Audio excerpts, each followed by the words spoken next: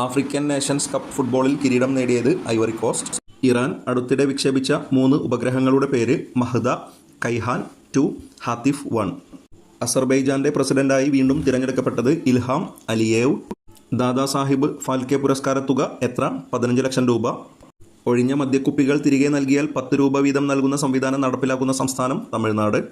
മലേഷ്യയുടെ പുതിയ രാജാവായി നിയമിക്കപ്പെട്ടത് ഇബ്രാഹിം ഇസ്കന്ദർ സുൽത്താൻ. ദേശീയ ചലച്ചിത്ര പുരസ്കാരങ്ങളിൽ അടുത്തിടെ വരുത്തിയ മാറ്റങ്ങൾ എന്തെല്ലാമാണ്? പുരസ്കാരങ്ങളിൽ നിന്ന് മുൻ പ്രധാനമന്ത്രി ഇന്ദിരാഗാന്ധിയുടെയും വിഖ്യാത നടി നർഗീസ് ദത്തിൻ്റെയും പേരുകൾ ഒഴിവാക്കി. മികച്ച നവാഗത സംവിധായക ചിത്രത്തിനുള്ള പുരസ്കാരം ഇന്ദിരാഗാന്ധിയുടെയും മികച്ച ദേശീയോദ്ഗ്രഥന ചിത്രത്തിനുള്ള പുരസ്കാരം നർഗീസ് ദത്തിൻ്റെയും പേരിലാണ് നൽകിയിരുന്നത്. ലോകബാങ്കിൻ്റെ 2023 ലോജിസ്റ്റിക്സ് പെർഫോമൻസ് ഇൻഡെക്സ് റിപ്പോർട്ടിൽ ഇന്ത്യയുടെ സ്ഥാനം 38. ടെസ്റ്റ് ക്രിക്കറ്റിൽ അടുത്തിടെ 500 വിക്കറ്റ് എന്ന നേട്ടം സ്വന്തമാക്കിയ ഇന്ത്യക്കാരൻ ആർ അശ്വിൻ 500 വിക്കറ്റ് തികയ്ക്കുന്ന രണ്ടാമത്തെ ഇന്ത്യക്കാരനും ലോക ക്രിക്കറ്റിലെ 9ാമനുമാണ് ആർ